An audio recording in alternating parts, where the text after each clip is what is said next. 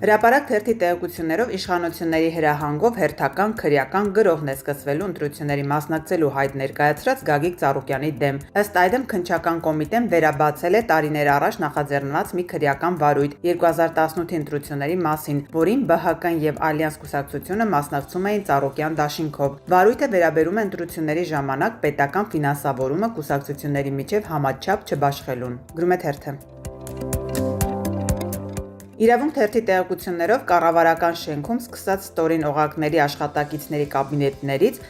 /կեք են, որ շարած են։ Ըստ նույն աղբյուրի աշխատակիցները իրար հետ խուլ ու համրի ժեստերով են խոսում, շառից, փորձանքից հեռու տրամաբանությամբ։ Թերթի տեղեկություններով Փաշինյանի մոտ վախերը հասել են այն աստիճանի, որ կասկածով է վերաբերվում անգամ կառավարության ամենացածր օղակի աշխատակազմին, որ հանկարծ մեջքից դանակով չհարված են։ Արդյունքը տոտալ հսկողության սահմանումն է, որ որևէ մեկն ավելորդ անգամ բերանը բացել չկարողանա։ Գրում է թերթը։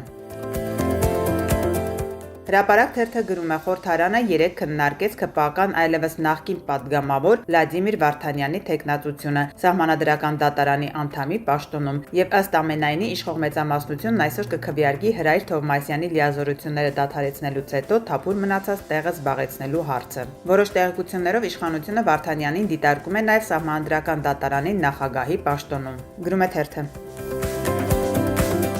Ժողովուրդ օրաթերթը պաշտոնապես տեղեկացել է, որ առնջի կառուցապատման աղմկահարույց գործող ստուգողական գործողություններ են ընթանում, մակուլատուրան ստուգվում է։ Դատախազությունը հետքի հրապարակումը, որը վերաբերում է առնջում կառուցված շենքերի եւ առանձնատների գործին, ուղարկել է հակակոռուպցիոն կոմիտե քրեական վարույթի ընթացքը լուծելու նպատակով։ Խոսքը վերաբերում է այն աղմկահարույց պատմությանը, որի շրջանակում բացահայտվել էր առնջում կառուցապատված թաղամասի կոռուպցիոն շղթան։ Ըստ հրապարակման առնջում Միլոն Մայնինգ ընկերության կառուցած թաղամասում Ազգային ժողովի քաղաքացիական պայմանագիր խմբակցության ղեկավար Հայկ Կոնջորյանը դեռևս 2025 թվականի դեկտեմբերին մատչելի պայմաններով ձեռք էր բերել բնակելի տուն Townhouse։ Ուշագրավն այն էր, որ Կոնջորյանը գույքը ձեռք էր բերել շուկայականից եւ նույնիսկ կառուցապատողի հայտարարած գնից էժան 1 քառակուսի մետրի համար վճարելով ընդամենը 300,000 դրամ։ Այն դեպքում, երբ վաճառքի հայտարարված գինը կազմել էր 420,000 դրամ։ Հետագայում պարզվել էր նաև, որ նույն կառուցապատողից բնակարան են ձեռք բերել նաև Հայկ Կոնջորյանի մայրը